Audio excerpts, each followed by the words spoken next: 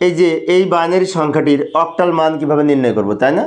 তো বাইনারি হতে অক্টাল করার জন্য আমরা একটা কাজ করতে পারি। এই যে বাইনারির বিটগুলো রয়েছে এগুলোকে তিনটা বিটে ভাগ করব।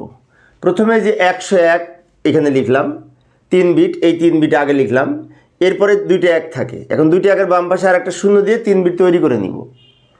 এবার এইগুলোর সমকক্ষ অক্টাল মান লেখার জন্য আমরা একটা কাজ করতে পারি। এখানে যে 421 এই কোডের হেল্প নিতে পারি। এই 421 কোড ধরে খুব সহজে 3 বিট বাইনারি মান বের করা যায়।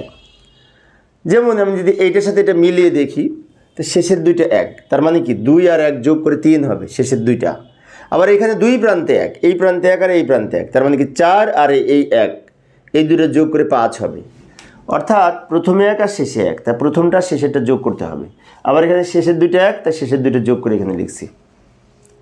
এবার একসাথে লিখব 3 আর 5 লিখে ব্র্যাকেট দিয়ে ভিত্তি হিসেবে 8 লিখব, কারণ আমরা জানি যে এই